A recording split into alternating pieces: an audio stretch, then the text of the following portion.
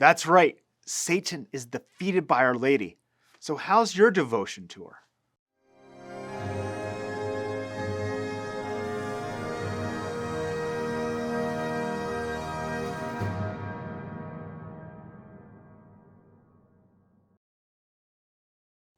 Hello and welcome back to America Needs Fatima.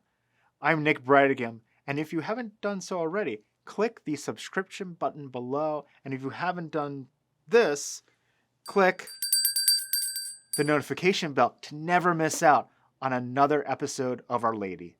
In this video, we will talk about the ways in which the demonic hates Our Lady and can't stand to be near her. And we'll also talk about how we can use this to our spiritual advantage. We've all heard this Revelation passage before, and I'm quoting from the book of Revelation, chapter 12, verse 1, 3, and 4. A great sign appeared in the sky, a woman clothed with the sun, with the moon under her feet, and on her head a crown of 12 stars. Then another sign appeared in the sky. It was a huge red dragon with 7 heads and 10 horns, and on its heads were 7 diadems. Its tail swept away a third of the stars in the sky and hurled them down to the earth. Then the dragon stood before the woman about to give birth to devour her child when she gave birth. Well, the dragon, being the devil, never devoured the child about to be born. Mary, whose foot stands on the serpent's head, has been seen in many depictions of her throughout the centuries. This was foretold in the passage from Genesis, chapter 3, verse 15. I will put enmities between thee and the woman, and thy seed and her seed. She shall crush thy head, and thou shalt lie in wait for her heel. Mary's yes to the incarnation became Satan's downfall in the Word made flesh, Jesus Christ. Ever wonder why evil spirits and demons flee when you invoke the holy name of Mary? Because they know who is their demise. Exorcisms have been done where prayer and fasting was tried for days to get the devil out of a person. But then Our Lady came and the demons immediately fled. I also turned to Sister Maria de Agreda's mystical masterpiece of the mystical city of God. I turned specifically to Mary and the Passion. We know that the devil and his minions had no idea who Jesus was, only that they couldn't stand being near him and those who worshipped and adored him on earth.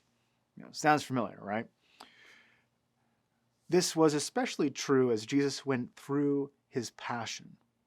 From the moment our Lord began his journey to Calvary, with the taking on the cross of our salvation, the demons tried to flee, but Mary held them at bay. The demons wondered, who is this woman who is able to keep us here? We wish to flee and return to the dark recesses of hell. It is something to ponder as we go through life.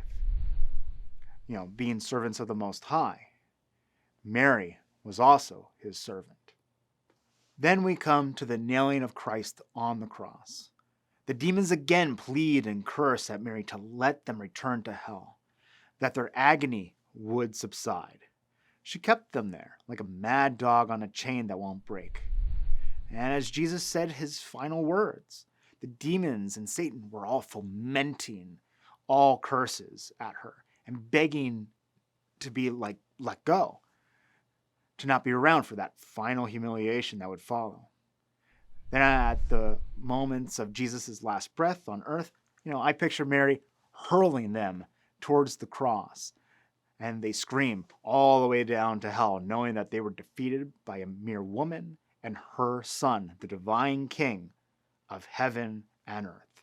Our Lady and having a devotion to her is important in fighting the battles of this life, especially against the demonic, the servants of Satan. They can't stand anyone who has a devotion to her. So how is your devotion to Our Lady? Remember, she will always bring us to her Son. so try and love her as much as Jesus.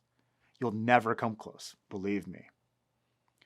In Mary is found the singular vessel of devotion, so pray the Litany of Loretto, the Rosary, and other Marian devotions, and you too will be able to receive the graces and courage to keep the demons and sin far from you. And while we're on the topic of devotion to Mary, I want to let you know that registration for our 2022 Rosary Rally campaign is open. Click the link in the description box below to sign up to lead a Rosary Rally in your hometown with one of our free Rosary Rally kits.